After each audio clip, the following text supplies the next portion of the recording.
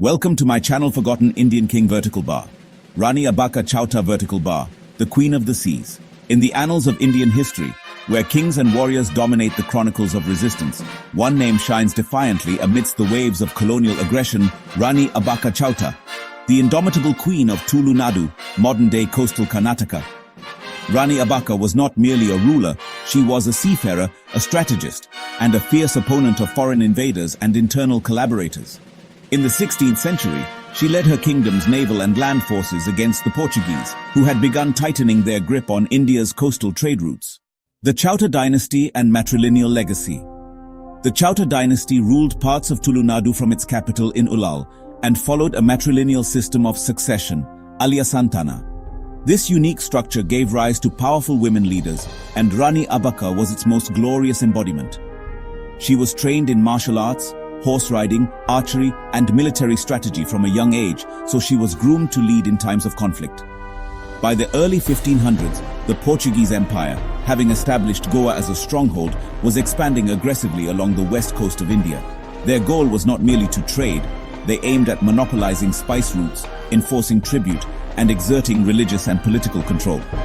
Ullal, with its thriving port and spice trade, stood in direct opposition to these goals. Rani Abbakka refused to acknowledge Portuguese supremacy.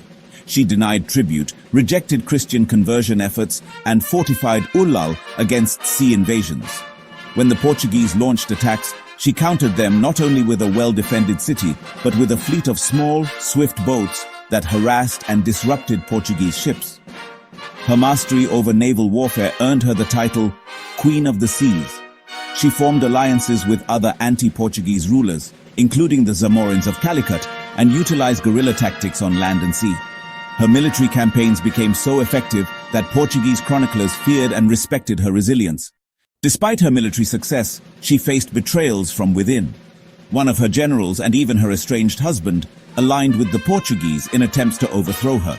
But Abbakka, resilient and unyielding, repeatedly retook her capital and expelled foreign occupiers. Rani Abbakka was not just a military icon. She protected temples, local customs, and the independence of her people. She remains a symbol of Tulu pride, women's empowerment, and early resistance to European colonialism. Her story has been preserved in Yakshagana performances, oral traditions, and modern commemorations. While more famous figures like Rani Lakshmibai and Jhansi command national attention, Rani Abbakka's legacy is equally profound. She predates them by centuries, fought against superior firepower, and did so in a strategic coastal theater where victory was nearly impossible. Her statue stands today in Ullal, and she is honored through events like the Veera Rani Abbakka Utsava. Scholars and activists continue to advocate for greater recognition of her contributions.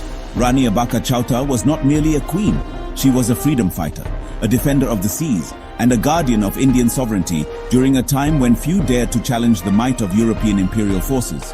Her story is one of courage, strategy, resilience, and above all, fierce independence.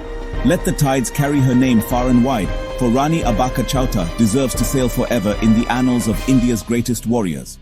Thank you for listening. Like, share, comment, and subscribe.